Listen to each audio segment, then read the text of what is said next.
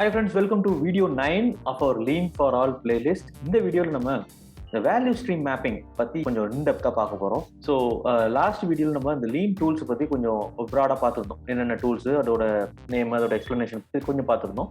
இந்த வீடியோவில் நம்ம வந்து இந்த வேல்யூ ஸ்ட்ரீமை பற்றி ஒரு குயிக் இன்ட்ரோடக்ஷன் பார்க்கலாம். இதுக்கு அடுத்த வீடியோஸில் இருந்து நம்ம கொஞ்சம் இன்டெப்த்தாக அந்த வேல்யூ ஸ்ட்ரீம் மேப்பிங்கை கற்றுக்கலாம். சரிங்களா, வாங்க நம்ம இந்த வீடியோக்குள்ளே போகலாம். ஸோ வேல்யூ ஸ்ட்ரீம் மேப்பிங்னா நம்ம ஒரு ஆர்கனைசேஷனில் கம்பெனியில் உள்ள எல்லா ஆக்டிவிட்டியும் மேப் பண்ணுறோம். ஸோ அதான் அந்த வேல்யூ ஸ்ட்ரீம் மேப்னு சொல்கிறோம். வேல்யூ ஸ்ட்ரீம்னா என்ன, வேல்யூனா என்ன, நம்ம ஆல்ரெடி பார்த்தோம். ஒர்க்கு வேஸ்ட் பற்றி பார்த்தோம் இல்லையா. எங்கெங்கெல்லாம் நம்ம வேல்யூ அடிஷன் பண்ணுறோம், பொருளில் மாற்றத்தை கொண்டு வருமோ அது எல்லாத்தையும் நம்ம வந்து மேப் பண்ணுறோம். ஸ்ட்ரீம்னா என்ன, ஃப்ளோ. எப்போ வந்து ஒரு ஸ்ட்ரீம்னு சொல்லுவோம், தண்ணி வந்து ஃப்ளோ ஆகி போகுது இல்லையா, அதான் ஒரு ஸ்ட்ரீம்னு சொல்லுவோம். ஸோ இந்த வேல்யூ ஒரு ஸ்டேஜ்லையும் மாறிக்கிட்டே இருக்கு, அப்டேட் ஆகிட்டே இருக்கு, வேல்யூ கூட்டிகிட்டே இருக்கு. அது வந்து ஃபைனலாக ஒரு மேப் மாதிரி பண்ணுறோம். ஸோ அதுதான் வேல்யூ ஸ்ட்ரீம் மேப். ரா மெட்டீரியல்லேருந்து ஃபினிஷ் குட்ஸ் வரைக்கும் எப்படி வந்து வேல்யூ கண்டென்ட்ஸாக ஆட் ஆகுது ப்ராடக்ட்ல அப்படின்றத நம்ம மேப் பண்ண போகிறோம். ஸோ அதுதான் வேல்யூ ஸ்ட்ரீம் மேப்னு சொல்லுவோம். இது வந்துட்டு வேல்யூ அடிஷன் மட்டும் தான் பண்ணுறோமா, அதை மட்டும் தான் மேப் பண்ணுறோமானா இல்லை, நான் வேல்யூ ஆடிங் ஆக்டிவிட்டியும் மேப் பண்ணுறோம். அப்போ தான் நம்மளால் அதை எலிமினேட் பண்ண முடியும், குறைக்க முடியும் இல்லையா. ஸோ அதனால் இந்த என்பிஏவையும் மேப் பண்ணுவோம். சரிங்களா, ஜென்ரலாக பண்ணும்போது ஃப்ளோ சார்ட்னு பண்ணுவோம். அதில் ஃப்ளோ சார்ட்டில் ஜஸ்ட் ப்ராசஸ் நேம் மட்டும்தான் இருக்கும். இந்த வேல்யூ ஸ்ட்ரீமில் இன்னும் கொஞ்சம் இன்டெப்த்தாக cycle time, change over time, எத்தனை மிஷின்ஸ் இருக்குது, அப்புறம் வேறு என்னென்ன வேஸ்ட்லாம் நம்ம ஐடென்டிஃபை பண்ணுறோம், இது எல்லாத்தையும் மேப் பண்ணுறோம் இது மாதிரி. ஸோ இதுதான் வந்து இந்த வேல்யூ ஸ்ட்ரீம் மேப்னு சொல்லுவோம். இந்த வேல்யூ ஸ்ட்ரீம்னா என்னன்னு நான் சொன்னேன். ஒரு ஸ்டேஜ்லையும் நமக்கு வேல்யூ கூடிக்கிட்டே இருக்குது, மதிப்பு கூடுகிறது. ஸோ அதுதான் வந்து இந்த வேல்யூ ஸ்ட்ரீம். அதை மேப் பண்ணுறதுனால தான் இது பேர் வேல்யூ ஸ்ட்ரீம் மேப்பிங் அப்படின்றோம். ஒரு எக்ஸாம்பிளுக்கு பார்த்தீங்கன்னா, இப்போ நான் அந்த படத்தில் வந்து வேல்யூ ஸ்ட்ரீமை பற்றி ஒரு ரஃபாக ஒரு எக்ஸாம்பிள் காமிச்சிருக்கிறேன். சரிங்களா, இது வந்து ஒரு பென்சில் அண்ட் பேப்பர் டூல். முதல்ல நம்ம பண்ணும்போது பென்சில் பேப்பரில் தான் வரையணும். அதை ஃபஸ்ட்டு நீங்கள் பேப்பரில் வரைஞ்சிட்டு அதுக்கப்புறமா நம்ம அதை ட்ரான்ஸ்ஃபர் பண்ணிக்கலாம் கம்ப்யூட்டருக்கு. சரிங்களா, இந்த ஸ்லைடில் வந்து நான் ஒரு வேல்யூ ஸ்ட்ரீமை வந்து உங்களுக்கு ஒரு எக்ஸாம்பிளாக காமிச்சிருக்கிறேன். அதில் 4 மேஜர் ஆக்டிவிட்டி இருக்குது. ஸ்பூலிங், எக்ஸ்ட்ரூஷன், கேபிளிங் அண்ட் ஜாக்கெட்டிங் அப்படின்னு ஒரு 4 ஆக்டிவிட்டி இருக்குது. இது 4 தான் நமக்கு ஆக்சுவல் ஆப்ரேஷன்ஸ். சரிங்களா, ஸோ எந்த ஒரு வேல்யூ ஸ்ட்ரீம் மேப்பிங் எடுத்தீங்கனாலும் 3 முக்கியமான பார்ட்ஸ் இருக்குது. 3 பகுதிகளாக பிரிக்கலாம். நம்ம கீழே உள்ள ஒரு பகுதி அந்த 4 ஆக்டிவிட்டி போட்டிருக்கோம் பாருங்க, ஸ்பூலிங், எக்ஸ்ட்ரூஷன், கேபிளிங் அண்ட் ஜாக்கெட்டிங். அது வந்து பார்த்தீங்கன்னா உங்களுடைய மெட்டீரியல் ஃப்ளோ. மெட்டீரியல் வந்து ஃபர்ஸ்ட் ஆக்டிவிட்டி ஸ்பூலிங்ல இருந்து எக்ஸ்ட்ரூஷனுக்கு வந்து அப்புறம் கேபிளிங் போய் அப்புறம் ஜாக்கெட்டிங் போகுது. ஸோ இந்த 4 ஆக்டிவிட்டி இருக்கு. ஸோ இதுதான் மெட்டீரியல் ஃப்ளோ ஆகுது இப்படி. சரிங்களா, அதுக்கு மேல் போர்ஷன் பாருங்க, கஸ்டமர், அப்புறம் கம்பெனியில் வந்து ப்ரொடக்ஷன் கண்ட்ரோல் டீமு, அப்புறம் சப்ளையர். இதெல்லாம் வந்து என்னதுன்னா இன்ஃபர்மேஷன் ஃப்ளோம்போம். கஸ்டமர் வந்து நமக்கு எப்படி இன்ஃபர்மேஷன் கொடுக்குறாரு, கஸ்டமர் ஆர்டர் பொறுத்து டேட் ஃபோர்காஸ்ட் கொடுக்குறாரா, வீக்லி ஷெடியூலா, மந்த்லி ஷெடியூலா, எப்படி ஆர்டர் வருது நமக்கு. ஸோ அங்கேருந்து ப்ரொடக்ஷன் டீம் வந்து எப்படி அதை ப்ராசஸ் பண்ணி ஒரு செக்ஷனுக்கு எப்படி இன்ஃபர்மேஷன் கொடுக்குறாங்க. அதேமாதிரி பர்ச்சேஸ் டிபார்ட்மெண்ட்ல இருந்து எப்படி நமக்கு சப்ளையருக்கு ஆர்டர் போகுது. இதெல்லாமே இன்ஃபர்மேஷன் ஃப்ளோன்னு சொல்லுவோம்.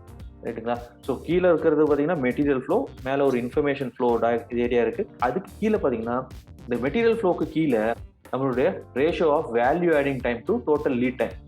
வேல்யூ ஆடிங் டைம்னு சொல்கிறத விட ratio of cycle time to total lead டைம்னு வச்சுக்கோங்க. ப்ராடக்ட் ஆக்சுவலாக எவ்வளோ நேரம் சைக்கிள் டைம் இருக்குது டிவைடட் பை டோட்டலாக எவ்வளோ நேரம் சிஸ்டம்குள்ளே இருக்குது லீட் டைம் என்ன. ஸோ அதை தான் நம்ம வந்து இந்த ரேஷோன்னு சொல்லுவோம். ஸோ இதுதான் ஒரு டிப்பிக்கலாக ஒரு வேல்யூ ஸ்ட்ரீம் மேப்பிங் இப்படி தான் இருக்கும் பார்க்குறதுக்கு. சரிங்களா, இந்த வேல்யூ ஸ்ட்ரீம் பண்ணுறதுக்கு முன்னாடி சில கைட்லைன்ஸ் நம்ம வந்து பார்க்கலாம். ரைட்டுங்களா, கம்பெனிஸில் பார்த்தீங்கன்னா டிஃப்ரெண்ட் ப்ராடக்ட் ஃபேமிலிஸ் இருக்கும். ரைட், ஒரு ப்ராடக்ட் ஃபேமிலின்னா எப்படி சொல்கிறது, உதாரணத்துக்கு ஒரு ஒரு ஃபுட் ப்ராசஸிங் இண்டஸ்ட்ரி இருக்குன்னு வச்சுங்க, ஒரு சாக்லேட்ஸ் அண்ட் கேண்டீஸ் பண்ணுற கம்பெனி வச்சுக்கோம். ஸோ சாக்லேட் எல்லாம் ஒரு product family, candies, sugar candies எல்லாம் இன்னொரு ப்ராடக்ட் ஃபேமிலியாக இருக்கும். மேபி அவங்க லாலிபாப் பண்ணுறாங்கன்னா lollipop can be one product family. So இந்த ப்ராடக்ட் ஃபேமிலி, எந்த ப்ராடக்ட் ஃபேமிலியை நான் சூஸ் பண்ண போகிறேன் முதல்ல, அது வந்து முக்கியமான விஷயம். ஸோ நீங்கள் எப்படி சூஸ் பண்ணணும்னா, அந்த பர்டிகுலர் கம்பெனியில் எது ஜாஸ்தியாக volume, what is important product family, அதை தான் நீங்கள் முதல்ல எடுத்துக்கணும். ஏன்னா அங்கே நீங்கள் இம்ப்ரூவ்மெண்ட் பண்ணிங்கன்னா ஓவராலாகவே இம்பாக்ட் வரும். சரிங்களா, ஸோ அதே மாதிரி எப்போவுமே வந்து கரண்ட் ஸ்டேட் வேல்யூ ஸ்ட்ரீம்னு சொல்லுவோம். நம்ம இன்னைக்கு போய் நான் ஒரு வேல்யூ ஸ்ட்ரீமை பார்த்தேன்னா எப்படி இருக்குது, அதுதான் கரண்ட் ஸ்டேட் வேல்யூ ஸ்ட்ரீம் தான். அதில் என்னால் நிறைய பாயிண்ட்ஸ் ஐடென்டிஃபை பண்ண முடியும், ப்ராஜெக்ட்ஸ் என்னென்னலாம் இம்ப்ரூவ்மெண்ட்ஸ்னு. அதுக்கப்புறம் என்ன பண்ணுவேன், அதை எப்படி அந்த வேஸ்ட்டெல்லாம் எப்படி குறைக்கிறது தான் ப்ராஜெக்ட்ஸ். சரிங்களா, என்னென்ன ப்ராஜெக்ட்ஸ் பண்ணி நான் அந்த வேஸ்ட்டெல்லாம் குறைப்பேன். இந்த இதெல்லாம் பண்ணிட்டேன்னா நான் வந்து என்ன ஆகும், என்னோட ஃபியூச்சர் ஸ்டேட் வேல்யூ ஸ்ட்ரீம்னு கொண்டு வருவேன். ஸோ இந்த ஃபியூச்சர் ஸ்டேட்டையும் கரண்ட் ஸ்டேட்டையும் என்ன பண்ணுவோம், நிறைய ஐட்ரேஷன்ஸ் பண்ணி ஃபியூச்சர் ஸ்டேட் எனக்கு இப்படி தான் வேணும், இன்னும் ஒரு 6 மாசத்துல இல்லை ஒரு வருஷத்துல நான் இந்த மாற்றங்கள்லாம் கொண்டு வர போறேன்னு நீங்க கொண்டு வரலாம். அது பேர் என்ன சொல்லுவீங்க, ஃபியூச்சர் ஸ்டேட் வேல்யூ ஸ்ட்ரீம் மேப்னு சொல்லுவோம். சரிங்களா? அது ஒன்ஸ் அந்த ஃபியூச்சர் ஸ்டேட்டும் ரெடி ஆயிடுச்சுன்னா நீங்க என்ன பண்ணலாம், உங்களோட அந்த ப்ராஜெக்ட்ஸ் எல்லாம் இம்ப்ளிமெண்ட் பண்ணலாம், இந்த வேஸ்ட்டை குறைக்கிறது. சரிங்களா? ஸோ இதுதான் ஃபர்ஸ்ட் ஸ்டெப். எந்த ப்ராடக்ட் ஃபேமிலிங்கிறத முதல்ல சூஸ் பண்ணணும். கரண்ட் ஸ்டேட் வேல்யூ ஸ்ட்ரீம் மேப்பும் ஃபியூச்சர் ஸ்டேட் வேல்யூ ஸ்ட்ரீம் மேப்பும் நம்ம பண்ண ஆரம்பிக்கும். இந்த ப்ராடக்ட் ஃபேமிலி எப்படி நம்ம செலக்ட் பண்றது, நான் ஆல்ரெடி சொன்னேன். எந்த ப்ராடக்ட் ஃபேமிலி மேஜராக நமக்கு ரெவன்யூல இருக்கு அப்படின்றத நீங்க பார்ப்பீங்க. அந்த ப்ராடக்ட் ஃபேமிலி உள்ளுக்கே ஏதோ ஒரு ப்ராடக்ட் எல்லா மிஷினுக்குள்ளேயும் போயிட்டு வரும், இல்லை எல்லா ப்ராசஸுக்கும் போயிட்டு வரும். சரிங்களா? மேக்ஸிமம் இது எல்லா ஆக்டிவிட்டிக்கும் போயிடும் அது. ஸோ அந்த ப்ராடக்டை நீங்க சூஸ் பண்ணிக்கலாம். ரைட்? நீங்க ஒரு கேண்டி நீங்க எடுக்கிறீங்கன்னா, சுகர் கேண்டி எடுக்கிறீங்கன்னா, அந்த சுகர் கேண்டில என்னென்னலாம் ப்ராசஸ் வருது, ரைட்? அது நிறைய ஃபிளேவர்ஸ் இருக்கும், நிறைய எஸ்கேயூஸ் இருக்கும். அதுல எந்த எஸ்கேயூ நிறைய வேலைகள்ல கம்ப்ளீட் பண்ணுது. ஸோ இன் திஸ் கேஸ் பாத்தீங்கன்னா நீங்க ஏபிசி 3 கிட்டத்தட்ட ஒரே ப்ராடக்ட் ஃபேமிலியில இருக்கு. இதுல ஏ எடுக்கலாம், இல்லைன்னா பி எடுக்கலாம், சி எடுக்கலாம். ஆனா நம்ம என்ன எடுக்கலாம், பி எடுக்கலாம். ஏன்னா பி வந்து 1ல இருந்து 6 வரைக்கும் எல்லா மிஷினுக்கும் வரிசையா போகுது. இந்த எக்ஸாம்பிள் இதுதான். இது வந்து ஒரு ப்ராடக்ட் ஃபேமிலி. இந்த ப்ராடக்ட் ஃபேமிலியில நம்ம ஏதாவது ஒரு ப்ராடக்ட்டை சூஸ் பண்ணிக்கலாம். சரிங்களா? Select a product which goes through the most of the process. எல்லா ப்ராசஸ்க்குள்ளேயும் போயிட்டு வருது. ஏன்னா நம்ம எல்லா இதையும் அப்சர்வ் பண்ணிடுவோம். சரிங்களா? அதனால தான் இந்த வேல்யூ ஸ்ட்ரீம் மேப்பிங் இந்த ப்ராடக்ட்டுக்கு பண்ணுங்க அப்படின்னு சொல்றோம். சரிங்களா? இந்த கரண்ட் ஸ்டேட் மேப் ஒன்ஸ் நீங்க ப்ராடக்ட் ஃபேமிலியையும் அந்த ப்ராடக்டையும் எக்ஸாக்டா ஐடென்டிஃபை பண்ணிட்டீங்கன்னா நம்ம என்ன பண்ணுவோம், அடுத்து கரண்ட் ஸ்டேட் மேப்பை வரைய ஆரம்பிக்கணும். சரிங்களா? அது எப்படிங்கிறத பார்க்கலாம், அடுத்த வீடியோஸ்ல பார்க்கலாம். பட் கரண்ட் ஸ்டேட் மேப் நீங்க வரையும் போது முடிஞ்ச அளவுக்கு ஒரே கம்பெனிக்குள்ள ஒரே கேம்பஸ்க்குள்ள இருக்கிற மாதிரியான அந்த ப்ராடக்டா பாருங்க. ரைட்? நீங்க ப்ராடக்ட் ஃபேமிலி செலக்ட் பண்ணிட்டீங்க, அப்புறம் ப்ராடக்ட்டையும் செலக்ட் பண்றீங்க. இந்த ப்ராடக்ட் வந்துட்டு நம்ம யூனிட்டுக்குள்ளேயே ஆரம்பிச்சு நம்ம யூனிட்டுக்குள்ளேயே முடிஞ்சிருதா இல்லையா? ரைட்? மேக்ஸிமம் அந்த மாதிரி இந்த ப்ராடக்டை செலக்ட் பண்ணுங்க. எப்பெல்லாம் நீங்க வெளியே அவுட் சோர்ஸ் போகுது, நம்ம யூனிட்ல ஃபர்ஸ்ட் ஆப்ரேஷன் பண்றோம், அப்புறம் அடுத்த வேலை வந்து இன்னொரு வேற ஏதோ ஒரு யூனிட்ல இருக்கு, கொஞ்சம் தள்ளி போயிருக்கு அப்படின்னா அதை எடுக்காதீங்க.